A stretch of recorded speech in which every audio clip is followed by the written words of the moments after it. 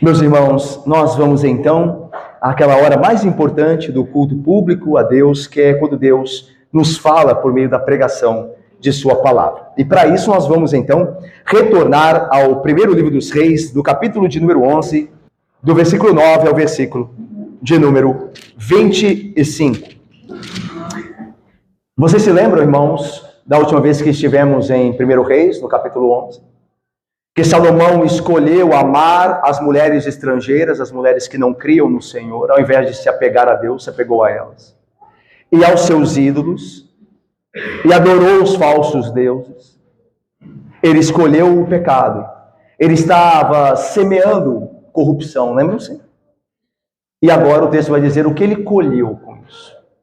As consequências do seu pecado.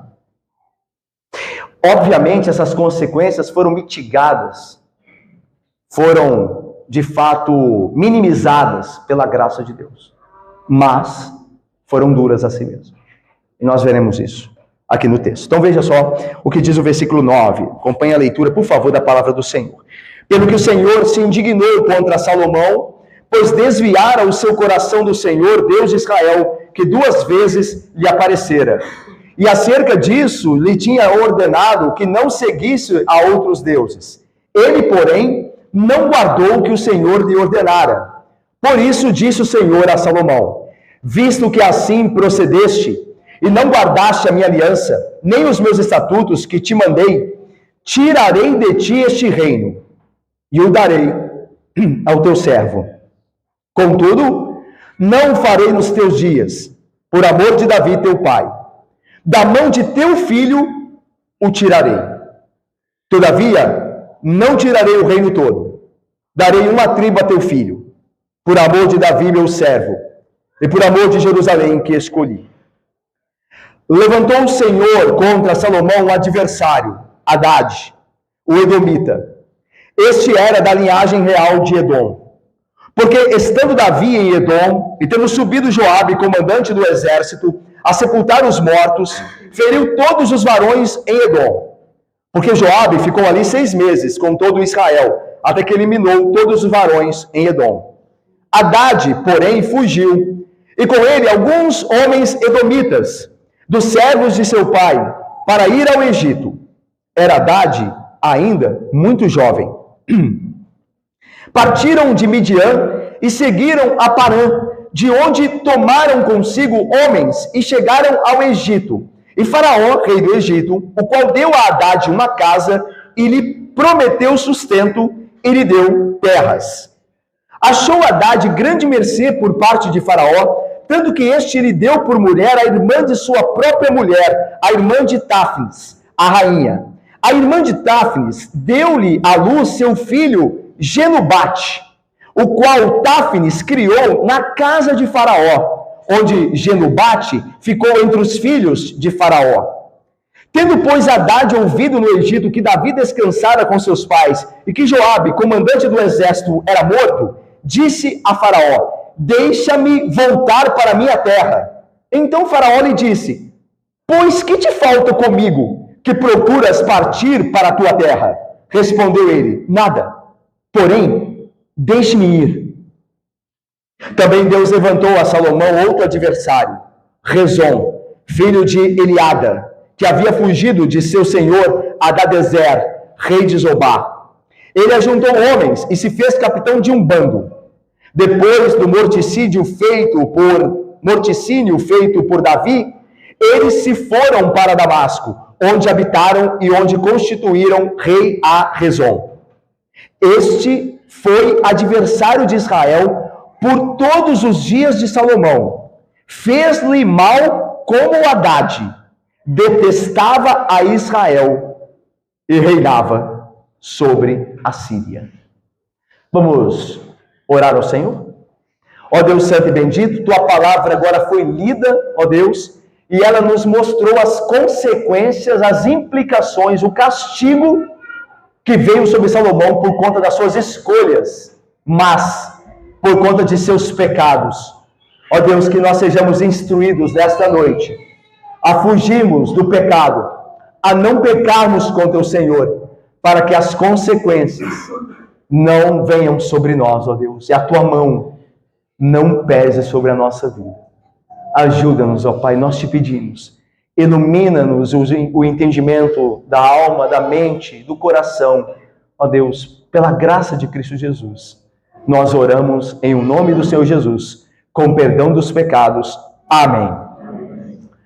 Meus irmãos, o famoso dramaturgo inglês do século XVI, nascido no século XVI, William Shakespeare, escreveu, dentre as suas grandes e famosas obras, a tragédia de Macbeth.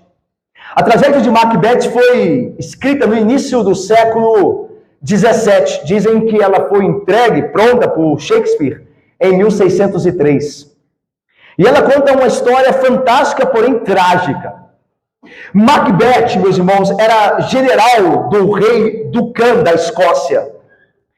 E depois de vencer uma batalha pelo seu rei Duncan da Escócia, Macbeth encontra 3 bruxas que profetizam a ele que ele seria rei. E ele então fica com isto em mente e escreve para sua esposa, Lady Macbeth, sobre a profecia que ouvira daquelas bruxas. E então a sua esposa começa a incitá-lo, dizendo que ele deve se fazer rei. E para isso ele não deve esperar, ele deve assassinar a Duncan, o seu rei, o rei da Escócia. E é o que Macbeth faz. Ele, à noite, de maneira traiçoeira, mata Duncan, o rei da Escócia, e se assenta no trono. A partir daí, a tragédia de William Shakespeare começa a ser conduzida por culpa, medo e morte. É o que vai, de fato, reinar nessa tragédia de Macbeth. Este rei que usurpou o trono por traição terrível e cruel, por assassinato, começa a duvidar de todos que estão ao seu redor e começa a mesmo a matar os seus próprios amigos, com medo que eles façam aquilo que ele mesmo fez com seu próprio rei. No final, Macbeth é morto por um dos filhos de um de seus adversários, que ele tinha medo que reinasse sobre o trono. E a tragédia de Macbeth, então, é consumada. Na verdade, Shakespeare, quando escreveu esta tragédia, ele nada constatou além daquilo que a Bíblia, há muito tempo atrás, já houvera estabelecido, desde a queda do homem. O seguinte princípio verdadeiro: escolher pecar, escolher o pecado, trará consequências trágicas na vida daquele que o escolher. As escolhas do pecado sempre têm resultados trágicos. E somos tentados, irmãos, a pecar todos os dias. Por isso a tragédia está sempre à porta. A tragédia da nossa vida está sempre à porta, porque nós somos tentados a pecar todo dia. Assim foi como Salomão, rei de Israel. Nesses últimos domingos, quando nós estamos expondo os textos aqui de 1 Reis, nós vimos as escolhas trágicas de Salomão em amar mulheres que não conheciam o Senhor e adoravam seus falsos deuses. Hoje, como dissemos anteriormente, veremos as consequências desses atos, para que nós aqui, hoje, possamos ser abençoados por Deus, para aprender com o erro de Salomão e não ter sobre nós as mesmas trágicas implicações que vieram sobre Salomão. Se nós somos sábios, meus irmãos, pela graça de Deus, nós permitiremos que Deus nos ensine por meio do seu Espírito Santo, através do exemplo negativo de Salomão, para que através da graça de Deus nós sejamos livres, não só das escolhas do pecado, mas da tragédia que ordinariamente se segue a essas escolhas. Mas vamos ver aqui o texto. A primeira coisa que podemos aprender com o sofrimento trágico de Salomão por suas escolhas é que essas escolhas pecaminosas trouxeram como consequência a ira de Deus sobre ele. Veja só o que diz o texto no versículo 9. Pelo que o Senhor se indignou contra Salomão. Irmãos, não foi, atenção irmãos, Cristina, minha irmã querida, Não foi contra o pecado de Salomão que Deus se irou, mas foi contra Salomão. Não devemos entender que o pecado pode ser separado do pecador e que o objeto da ira de Deus pode ser apenas o pecado. Irmãos, ora, não existe pecado sem pecador. Por isso a ira de Deus é contra Salomão, porque ele cometera o pecado. A ira de Deus se revela contra aquele que peca, aquele que pratica a iniquidade. Nós ouvimos muitas vezes alguns, se não muitos, dizerem: Deus odeia o pecado, mas vocês já ouviram, mas ama o pecador. E não, isso não é verdade. Deus odeia tanto o pecado quanto aquele que o comete. O texto é claro, Deus se indignou contra não o pecado, mas contra Salomão, porque ele pecou. Irmãos, nós vivemos tempos amorais. Ninguém mais se importa em pecar. Os homens hoje pecam à luz do dia. Ninguém mais tem vergonha de pecar. Os homens publicam seus pecados em redes sociais. Ninguém mais teme a Deus. O que é mal é chamado de bem, e o bem é chamado de mal, como disse Isaías. E ainda que existam alguns entre os ímpios, os que praticam mal, que ainda pensem em Deus, esses pensam em Deus como um tipo de Papai Noel, como um tipo de ser que está apenas ali no céu para abençoar de vez em quando e fazer o bem de vez em quando, e que não pune ninguém. É assim que os poucos, que pensam em Deus, quando pensam dessa forma. Deus é alguém lá, um velho que está no céu e que de vez em quando faz uma bondadezinha e de vez em quando merece um agrado, mas que não se ira e não julga a ninguém. E isso está claramente contrário ao Deus das Escrituras. Deus não é assim, meus irmãos. O Deus da Bíblia não. O Deus que colocou Salomão no trono de Israel é um Deus também que se revela um Deus de ira, um Deus de indignação. A ira de Deus, irmãos, é preciso entender isso aqui, não é uma emoção irracional, não é um descontrole. A nossa ira pode ser, e geralmente é um descontrole. Não quer dizer que toda a ira que sentimos seja um descontrole, mas ela pode ser, e geralmente nos influencia a um descontrole. Mas a ira de Deus nunca. A ira de Deus, meus irmãos, é de fato a rejeição de um Deus santo e justo contra o pecado. A ira de Deus é uma das suas perfeições sagradas.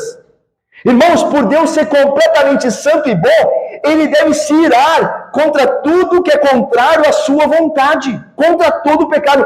O profeta Abacuque escreveu assim: Tu és, Senhor, tão puro de olhos que não podes ver o mal. Deus não pode ficar, irmãos, neutro diante do pecado. Se Deus é um Deus bom e santo, ele deve ter indignação diante do pecado. Ele deve revelar a sua ira diante do pecador. E por que Deus estava irado contra Salomão? Nós sabemos que uma consequência dos pecados de Salomão foi a ira de Deus. Mas o que Salomão fez para que de fato Deus se encontrasse assim de maneira justa, irado contra ele? O texto diz, dá aí as 3 coisas que Salomão fez para que Deus se irasse contra ele. Então Deus é justo, viu? Deus nunca se ira sem motivo. E eu acho isso magnífico na Bíblia. Toda vez que Deus se ira contra o seu povo ou contra alguém, a Bíblia deixa claro por que Deus está fazendo isso. Porque Deus é justo. Ele é justo juiz. Ele nunca se ira sem motivo. Ok? Então isso vai mostrar agora a vitória no texto. Olha aí, pois desviara o seu coração, Salomão desviara o seu coração do Senhor, Deus de Israel, que 2 vezes lhe aparecera. E acerca disso, lhe tinha ordenado que não seguisse a outros deuses. Ele, porém, não guardou o que o Senhor lhe ordenara. Então aí estão os motivos, a Valéria querida, Felipe, Diácono João Tênis, Isabelle, minha irmã, estão os motivos aí pelo qual Deus se irou contra Salomão. O primeiro motivo é que ele deixou de amar a Deus. Olha o que o texto diz. Pois desviara o seu coração do Senhor. Nós vimos que Salomão abandonou o seu primeiro amor, que era o Senhor, para se apegar, para amar aquelas mulheres que não conheciam nem serviam a Deus. E veja, ele não só fez isso, ele não só deixou o Senhor, mas deixou o bondoso Deus, o amável Deus que se revelara a ele 2 vezes. O texto é categórico em deixar isso claro. Ele diz aí, ao Deus que lhe aparecera, ele deixou Deus que deu a graça a ele, Salomão, de se revelar a ele e fazê-lo conhecido.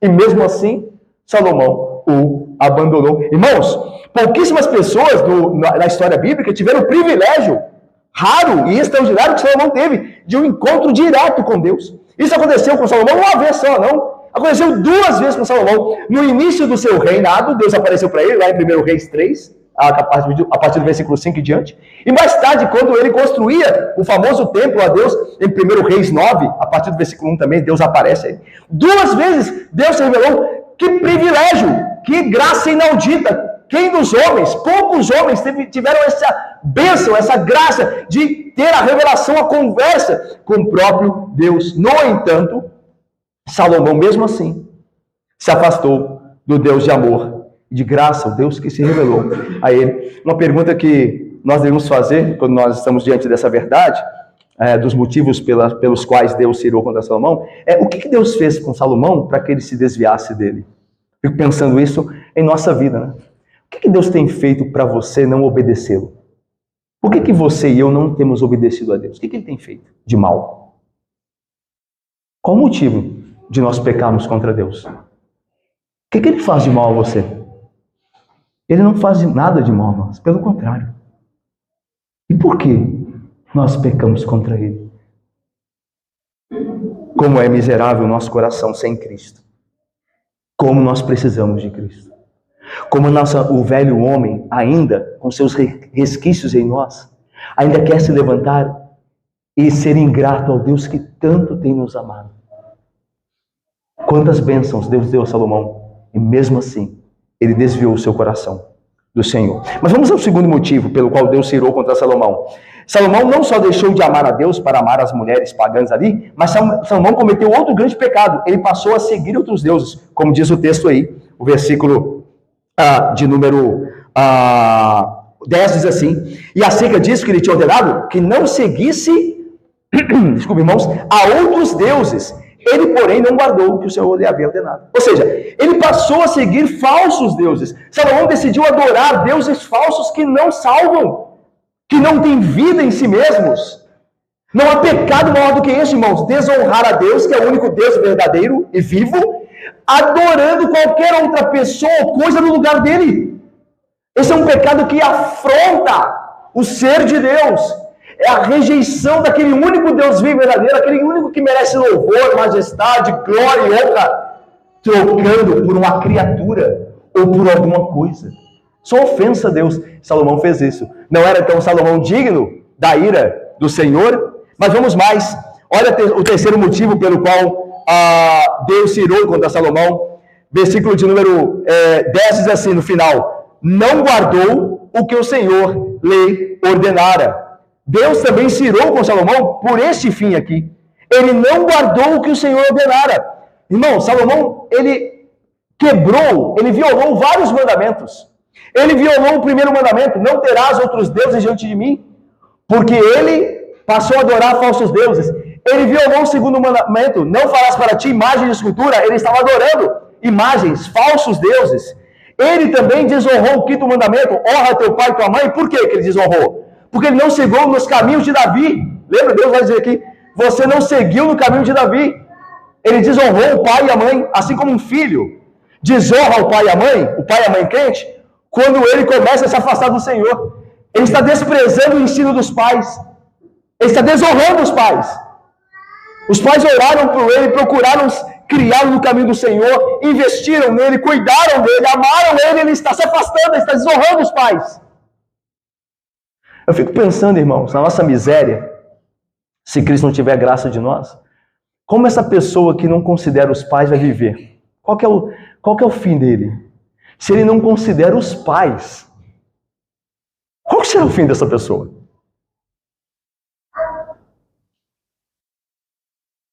Deus tem misericórdia de nós e dos nossos filhos. Salomão quebrou o quinto mandamento. Salomão quebrou o sétimo mandamento: não adulterarás, quando ele se envolveu com as mulheres pagãs, aquelas adoradoras de deuses falsos. Veja, irmãos, ele não ordenou, ele não guardou o que o Senhor lhe ordenara. E assim acontece quando nós nos afastamos de Deus. Quando nós chegamos ao fim, nós quebramos e violamos todos os mandamentos. Quando nós nos afastamos de Deus, Thaís e Tiago, nós, Vitor, quebramos, Mira, todos os mandamentos. Quando nós começamos a nos afastar do Senhor. Então veja, por estes motivos, Salomão deixou de amar a Deus, Salomão passou a adorar outros deuses, e Salomão começou a violar os mandamentos do Senhor. Por esses motivos, que Deus deixa claro em sua palavra, Deus se irou contra Salomão. E nós vemos que com razão. Porque muito antes de Salomão, Deus já havia estabelecido que ele se iraria com todo aquele que praticasse tais pecados. Lá em Deuteronômio, muito tempo antes de Salomão, Deus já avisara dizendo: não seguirás outros deuses, nenhum dos deuses dos povos que houver ao redor de ti, porque o Senhor teu Deus é Deus zeloso no meio de ti, para que a ira do Senhor teu Deus não se acenda contra ti e te destrua de sobre a face da terra. Deuteronômio 6, 14 e 15. Meus irmãos, o que essa primeira parte do texto nos ensina?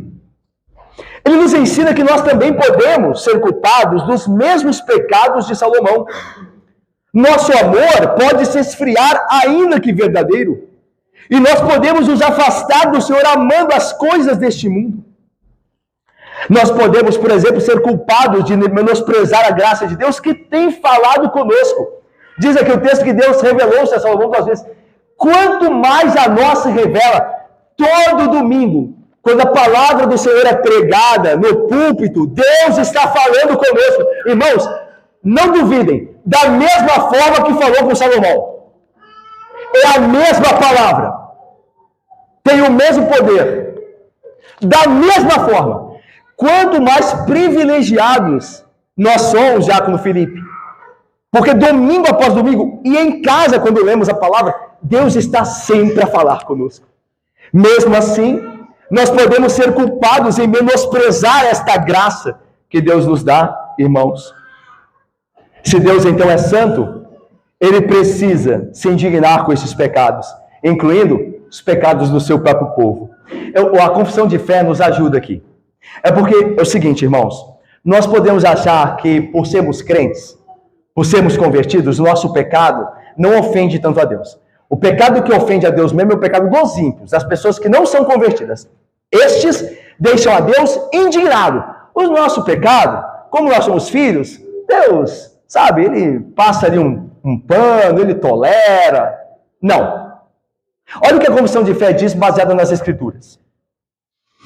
A corrupção da natureza persiste durante esta vida naqueles que são regenerados. Isso eu e você sabemos por experiência. Nós somos regenerados, nós recebemos uma nova natureza, mas ainda a natureza antiga persiste em nós. Por isso que eu e você pecamos. Por isso que eu e você somos inclinados, tentados a pecar, presbítero Luiz. Porque ela persiste, ainda que Deus já tenha nos salvado, tenha começado a trabalhar e transformar-nos numa nova criatura. Isso já começou, graças a Deus. Mas ainda há resquícios dessa natureza que persiste. E vai persistir, irá persistir até o último dia. Devemos mortificá-la cada dia. Mas a confissão continua. E embora essa natureza corrupta seja ela perdoada e mortificada por Cristo a cada dia, todavia, tanto essa natureza pecaminosa que ainda é resquício dela em nós, como seus impulsos, que nós sentimos de pecar, são real e propriamente pecado. Veja, os nossos impulsos pecaminosos, o resto, os resquícios da natureza pecaminosa que existem em nós ainda, para Deus são real e propriamente pecado. Deus continua ainda a irar-se e indignar-se com isso, mesmo nos seus filhos. É por isso que Deus usa a vara nos seus filhos quando eles pecam. Porque Deus odeia o pecado. Muito mais quando os seus filhos pecam. Ainda mais é um agravante. Então não imaginemos que nosso pecado é visto por Deus de uma forma diferente só porque nós somos salvos. Deus odeia todo o pecado. É claro que o nosso pecado, ele trata de forma diferente, mas não quer dizer que ele não deixa de se indignar com ele. Pecado é pecado para Deus. Deus sempre se indignará com o pecado. Ok? Bom, se Deus se ira contra pessoas por causa do pecado delas, então certamente as punirá por isso, certo? E isso aqui é parte da tragédia do pecador. O pecado traz consequências através do julgamento divino.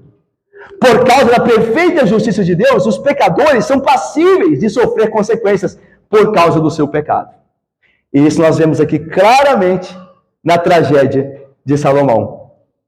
Porque Salomão se desviara, amando as mulheres estrangeiras e não a Deus, porque ele adorou falsos deuses, Leandro, porque ele, presbítero Evanildo, quebrou e violou os mandamentos do Senhor, agora as consequências virão. E quais são as consequências? Deus vai levantar 2 adversários ao reino de Salomão.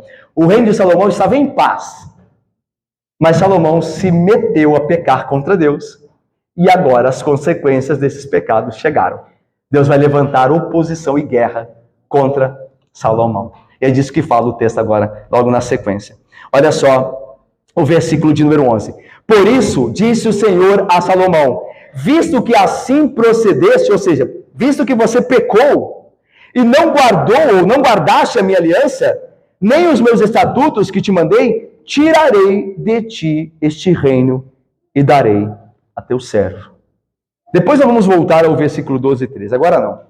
Vamos ficar no 11. Então Deus disse a Salomão, visto que pecaste contra mim e não guardaste a minha aliança, nem os meus estatutos que te mandei, qual que é a consequência? Tem uma consequência. Tirarei de ti este reino e o darei ao teu servo. Irmãos, embora Salomão não perdesse o seu reino imediatamente, como nós veremos mais tarde, as dificuldades que ele passou a enfrentar já soavam o alarme de uma catástrofe iminente. A ideia é a seguinte, Salomão não pegou a tempestade, mas ele viu as nuvens escurecerem. A perda do reino viria com seu filho, Roboão. Ele não passou pela tragédia em si, mas ele começou a ver as nuvens ficarem negras, já no período dele.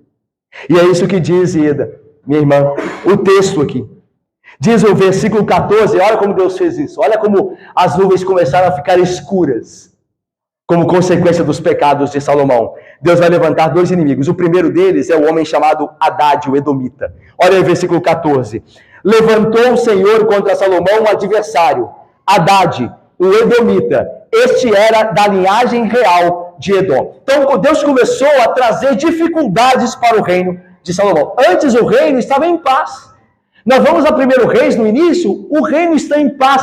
Salomão vence os seus inimigos, estabelece os seus domínios, expande os seus domínios, a sua riqueza, a sua glória. A rainha de Sabá vem visitá-lo, ele só tem amigos, faz aliança com os povos. Está tudo bem, até que ele decide pecar. Como Davi, seu pai, né? Quando tudo ia bem também. Colocou os olhos em Betseba. A Bíblia está cheia dessa verdade que nos avisa constantemente. Você quer habitar seguro, sem temor do mal? Não peque. Porque se você pecar, a tragédia vai te alcançar. Alcançou homens mais santos do que eu e você.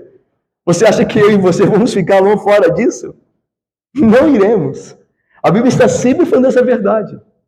E aqui, assim também o é. É interessante, irmãos, que agora o reino, ele começa a ser, de fato, combatido, o reino de Salomão. E Deus levanta esse primeiro adversário, Haddad, o Edomita. Lembra-se que Edom, os Edomitas, eram descendentes de Saul. E lembra-se que a rixa dos Edomitas contra Israel começou desde o nascimento de Esaú, irmão de Jacó. Lembram-se? Quando Jacó e Esaú nasceram, os gêmeos, e Jacó ali apanhou o calcanhar de Esaú e Saul ali tirando vantagem de Esaú. Depois Jacó começa a enganá-lo, trapaceá-lo, tirando dele a sua bênção e o direito da primogenitura. E Esaú, agora cheio de ódio, quer matá-lo. Veja, esses irmãos cresceram nesse ambiente, inimigos um do outro. E os povos que surgiram de ambos os irmãos se tornaram inimigos. Então a história de inimizade de Israel e Edom é antiga. Só que agora, nos tempos de Davi e Salomão, eles ganham um plus, por assim dizer, para ficar mais acirrada essa inimizade. Veja só como é que acontece para mostrar que esse Hadad se tornou um inimigo de Salomão, o que já era por nascimento. Edom já era inimigo de Israel, mas acontece aqui um acréscimo que traz mais tensão à história do conflito dessas tribos. Olha o versículo 15, o que acontece com esse Hadad edomita. Por que ele se tornou, por que ele se levantou contra o reino de Israel, o reino de Salomão? Vai explicar o porquê. Porque estando Davi, aí vai voltar lá em Davi, antes de Salomão. Porque estando Davi em Edom, e tendo subido Joabe, lembra de Joabe, o comandante do exército lá de Davi? A sepultar os mortos depois da batalha, feriu todos os varões de Edom, matou quase todos os varões de Edom. O texto bíblico diz que quase 20 mil homens morreram de Edom, e os demais foram feitos escravos. Ele arrasou com Edom. Davi arrasou com Edom, e depois, junto com Joabe, o restante dos edomitas fez de escravo. Aí, o versículo 16 diz, porque Joabe ficou ali 6 meses com todo Israel, até que eliminou todos os varões de Edom. Agora veja o que diz o versículo 17. Hadad, porém, que era da casa real, ele era o único sobrevivente do massacre que Davi operou com Joabe, aos edomitas. Ele é o único sobrevivente da casa real. Ele é o único filho do rei que sobrevive, esse Hadad. Então diz assim, Hadad, porém, fugiu, e com ele alguns homens edomitas, dos servos de seu pai, que era o rei de Edom, para ir ao Egito. Era Hadad, quando isso aconteceu, quando Davi foi destruir lá Edom, era Hadad muito novo. Então ele foge para o Egito, certo? Procurando ali proteção, né, como foragido no Egito. Partiram de Midian e seguiram a Parã, de onde tomaram consigo homens e chegaram ao Egito, a Faraó, rei do Egito. E o que acontece lá com Hadad e Faraó? Olha aí. O qual deu a Hadad uma casa e lhe prometeu sustento, e lhe deu terras. Achou Hadad grande mercê por parte de Faraó, tanto que este lhe deu por mulher a irmã de sua própria mulher, a irmã de Táfnis. Táfnis era a mulher de Faraó, que era a rainha. A irmã de Táfnis, que era esposa de Hadad, se tornou esposa de Hadad, deu-lhe à luz um filho que se chamava aqui no texto, né, como o texto mostra, Genubate, o qual Táfnis criou na casa de Faraó, onde Genubate ficou entre os filhos de Faraó. Então veja lá, vivendo Hadad, então deu para pegar direitinho a história, é muito claro, né? Davi vai destruir os edomitas, da família real foge Hadad, muito jovem ainda, procura refúgio no Egito, Faraó no Egito o acolhe, o enche de bênçãos, de terra, de casa, faz ele um membro da família real, porque casa ele com a irmã da sua esposa, da rainha, e então ele é beneficiado nesse período que ele passa como fugitivo no Egito. E é interessante aqui, meus irmãos, que apesar dele estar bem no Egito, ele nunca esqueceu o que Israel fez com o seu reino, fez com o reino do seu pai. Por que a gente pode imaginar isso, que ele nunca esqueceu? Não só porque ele vai agora procurar vingança contra Salomão, o reino de Israel, mas por causa do nome do filho dele, Genubate. Genubate é um nome que vem de a raiz de um verbo hebraico que é ganab, que é roubar. Então, aquele que rouba, ou aquele que foi roubado.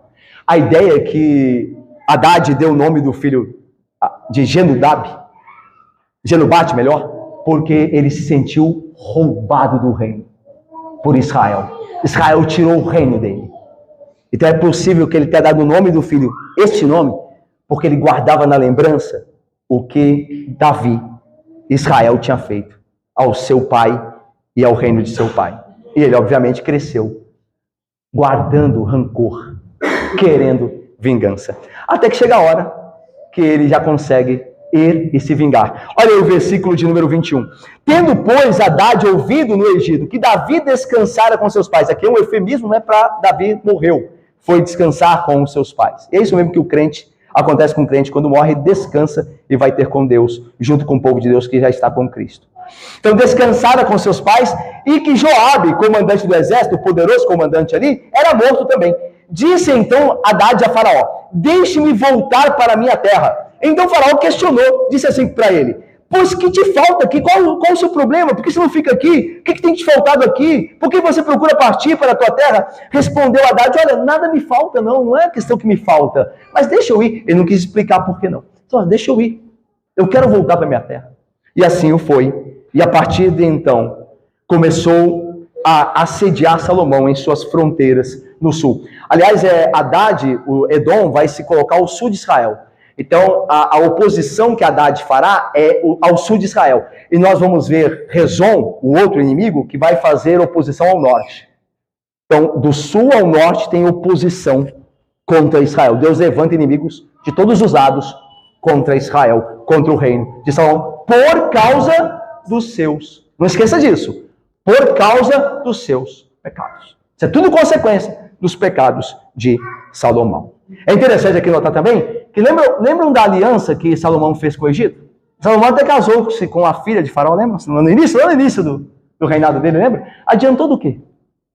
Porque, veja só, enquanto o Faraó do Egito dava a Salomão a sua filha e fazia comércio com Salomão e parecia amigo, ele ao mesmo tempo alimentava e criava o inimigo de Salomão. Então, meus irmãos, a aliança com o ímpio, a aliança com o pagão, a aliança com o não crente, ela é sempre duvidável, porque você nunca sabe o que está fazendo.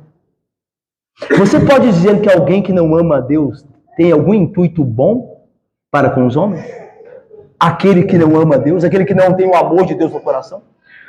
Então Salomão acreditou nessa aliança. Só que enquanto ele estava acreditando ali que Faraó queria o bem dele, Faraó estava criando o inimigo dele que se levantaria contra ele. Por isso que a Bíblia diz: bem-aventurado o homem que não anda no conselho dos ímpios, não se detém no caminho dos pecadores, nem se assenta na roda dos escarnecedores. Porque se esses homens, irmãos, não têm compromisso com Deus, terão conosco?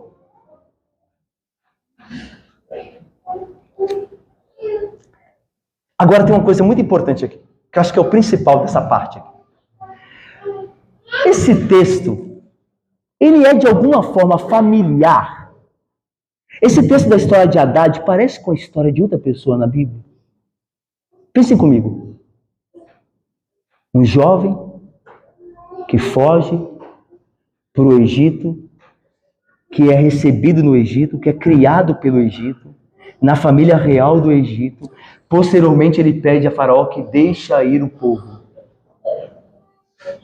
Moisés tem uma história muito semelhante. Moisés, hebreu, acolhido pela família de Faraó, criado pela família de Faraó, tornado membro da realeza, como Haddad. Posteriormente, já adulto, pede a Faraó: deixa meu povo ir. Aqui, deixe-me ir para a minha terra. Lá com Moisés: deixa o meu povo ir, diz o Senhor. Olha que semelhanças. Sabe o que isso quer dizer? Olha o que quer dizer. Que quando nós andamos com o Senhor segundo debaixo da sua vontade, Deus envia um libertador a nosso favor. Foi o que Deus fez por meio de Moisés ao povo de Israel. Mas quando nós andamos em pecado, Deus vai enviar alguém para nos destruir. É o que ele fez com Haddad. Aquela história de bênção de Moisés como libertador foi a graça de Deus a um povo que clamou a ele, passou a clamar a ele. Aí um homem, semelhantemente a Moisés, é levantado. Só que agora, por causa dos pecados de Israel, para destruir Israel. O pecado muda tudo. O pecado impede que as bênçãos de Deus cheguem a nós. Aquilo que era bênção começa a se tornar um peso. E a mão de Deus que nos sustenta, agora nos esmaga.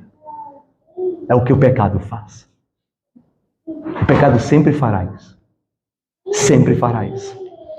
Mas vamos mais. Agora vamos ao outro, Débora e Bárbara, ao outro inimigo que Deus levantou também, agora no norte, que é Rezon. Olha aí o que o texto diz. Versículo 23. Também Deus levantou... É interessante isso, né? Os dois textos que falam dos dois inimigos começam com Deus levantou. Perceberam? Olha o versículo de número... ainda, versículo 14. Levantou o Senhor contra Salomão um adversário, Haddad. Agora olha o versículo 23. Também Deus levantou a Salomão outro adversário. Deus está fazendo isso. Irmãos, ainda que isso seja a história de guerras políticas, quem está por trás? É sempre o Senhor.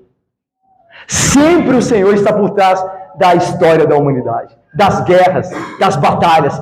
Ele usando os homens maus, os intuitos dos homens maus, a vingança dos homens maus. Mesmo assim, é o Senhor usando.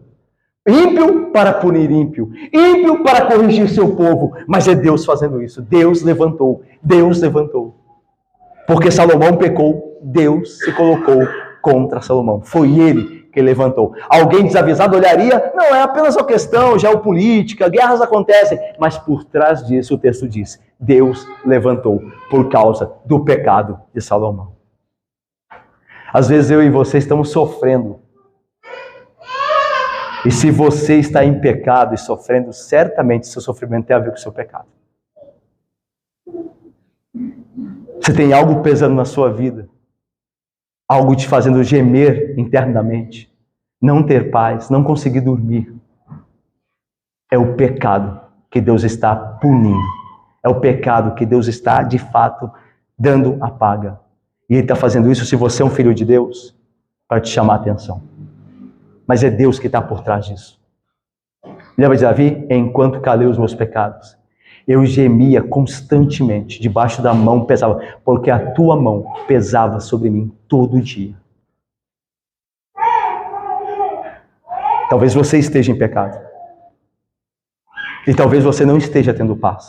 Você não pode ter paz em pecado. Não adianta. Você não terá paz vivendo em pecado. Você precisa abandonar o pecado. Então a mão que esmaga será a mão que sustentará. Mas vamos a Rezon. Também Deus levantou a Salomão outro adversário, Rezon, filho de Eliada, que havia fugido de seu senhor Hadadezer, rei de Zobá. Ele ajuntou homens e se fez capitão de um bando, depois do morticínio feito por Davi. Eles se foram para Damasco, onde habitaram e onde constituíram rei a Rezon. Este foi adversário de Israel por todos os dias de Salomão. Fez mal como Haddad, detestava Rezon a Israel e reinava sobre a Síria. É interessante esse texto aqui, por muitos motivos, claro, mas também porque ele fala da localidade, da região na qual Rezon passou a habitar, fazendo guerra com Israel. Aliás, essa região é até hoje disputada entre israelitas, o Estado de Israel, e os sírios. Porque essa região de Damasco, onde Rezon habitou, é a região hoje chamada de Montanhas de Golã. Elas fazem um limite, elas fazem divisão entre o território de Israel e a Síria, logo depois. Ao norte, para ser mais específico, ao nordeste de Israel. Então ali estão as montanhas de Golã. Essas montanhas são disputadas até hoje, como dissemos, né? Pelos israelitas, pelo Estado de Israel e pela Síria. Hoje elas são pertencentes ao território de Israel, porque depois da Guerra dos 6 Dias, Israel anexou o território ao Estado israelita. Mas a Síria vive a, de fato, desejar o território e a fazer guerra contra Israel, disputando. Por que disputando? Porque as montanhas de Golã, primeiro, são estratégicas para a batalha, para a guerra, porque são lugares altos, e você sabe que existe guerra até hoje nessa região, e também por causa das fontes de águas que lá existem, perto de terra que sofrem anualmente com seca. Então essas montanhas são muito disputadas até hoje. E o texto nos informa essa questão de Rezon se colocar nesse local, e aí trazer essa tensão também, né, entre Israel e Síria, nesse caso aqui, porque essa tensão vai nos conduzir, será aqui um tema também, dentre toda a exposição do resto de 1 Reis até todo o 2 Reis. Então, a partir desse texto, 1 Reis até o final e 2 Reis, você vai ver a Síria atacando Israel, muito também por conta desse território, dessa parte na geografia que chama-se as montanhas de Golã. Mas vamos mais. O texto aqui, então, diz, irmãos, que Rezon foi levantado. Mas, olha só, assim como a história de Haddad parecia com a história de Moisés, a história de Rezon também parece com a história de um outro personagem bíblico. Parece com a história de Davi. Vocês se lembram que quando Davi fugia de Saul, Davi se fez líder de um bando de guerrilheiros? Lembram-se? Ele junta homens mercenários para fazer um exército e para atacar o reino de Saul. Agora Deus levanta um homem, Rezon, para juntar-se de guerrilheiros para atacar não o reino daquele que vai contra Davi, mas para atacar o reino de Davi. Salomão deveria conhecer bem a história das guerras do seu pai. Talvez, ao conhecer a história de Rezon, ele tenha percebido que por causa dos seus pecados, aquilo que era bênção para o seu pai, no contexto do seu pai, foi o seu pai que atacou o reino de Saul, agora alguém semelhante ao seu pai se volta contra ele mesmo. Ou seja, volta a dizer, quando nós estamos em pecado, as bênçãos se transformam em maldição. É assim que o pecado faz. Por isso ele é terrível. Por isso nós não podemos brincar, lembra? Com o pecado. Por isso que aquele que plantar corrupção, a carne colherá destruição. Porque é isso que o pecado faz. Ok? Eu vou terminar e gostaria de vocês, agora no final, pensarem comigo algumas coisas importantes aqui. As histórias de Rezon e de Haddad, esses inimigos que Deus levantou contra o reino de Israel, contra Salomão, tratam de política de guerra, é verdade. Mas em um nível mais fundamental, espiritual, eles falam do pecado e do juízo de Deus contra o pecado. No caso, o pecado de Salomão e, obviamente, um exemplo para todo o pecado, de quem quer que seja. Conflitos políticos e militares nunca escapam da soberania de Deus. Nesse caso aqui particular, a Bíblia nos diz que Deus estava levantando adversários contra Salomão, pois o rei havia cometido grande pecado de adorar outros deuses. Seus sofrimentos de Salomão, diácono Felipe, eram merecidos, eram consequência da trágica escolha dele de ir contra o Senhor, de se afastar do Senhor, que tanto havia amado, que tanto havia dado a ele benefícios. Ele escolheu se afastar desse Deus. Ele estava colhendo as consequências. Isso é verdade também para mim e para você hoje, Bia, Jonathan, Carol, a Sofia. Escolhas autodestrutivas, escolhas de pecar, nos levarão, se Deus não intervir, à destruição. E não é simplesmente assim porque o universo funciona desse jeito. É assim porque o universo é governado por um Deus que tem uma moral, um Deus que é justo e reto. É por isso que isso sempre acontece. Isso é uma lei universal. O pecado trará consequências. Não é porque o universo funciona assim. É porque Deus, o Senhor do universo, é um Deus santo e justo. Ele faz as coisas para que aconteçam assim. Esta é uma lei tão certa como a lei da gravidade. Esta é uma lei que acontecerá também. Todo pecado trará tragédia. Mas aí você e eu podemos nos perguntar, pastor, mas e o crente? E aquele que Cristo morreu pelos seus pecados? E aquele que Cristo, como vimos hoje pela manhã, e aquele que Cristo, em sua angústia, tomou a sua cruz e recebeu a ira de Deus no lugar dele? E ele? Ele também vai ser alvo da ira de Deus? Ele também será destruído? Mas Cristo não foi esmagado por ele? Para todos os que pertencem a Deus pela fé em Cristo, e cremos que é o caso de Salomão, tá? Nós cremos que Salomão era um crente, falho como nós somos, mas um crente. Esses julgamentos nunca são punitivos, por fim, mas corretivos. São juízos, mas têm como fim corrigir. Em seu amor e disciplina paternos, Deus usa quaisquer consequências dos nossos pecados para realizar seu bom trabalho em nossa vida. Deixa eu lhes falar uma coisa. Às vezes você e eu, e é bem possível que isso tenha acontecido comigo e com você, cometemos um pecado que nos deixou marcas. Certo? Talvez eu e você tenhamos pecado, este pecado específico te deixou uma marca que você tem que carregar com você. Você sempre se lembra. Talvez a marca esteja no seu corpo, talvez na sua consciência, mas ela sempre está com você. Você sempre se lembra disso. Mas esse lembrar não é de todo ruim. Não é um lembrar de alguém que é culpado ainda diante de Deus, porque Cristo carregou a culpa. Mas é um lembrar que nos deixa sempre atentos para não pecar mais.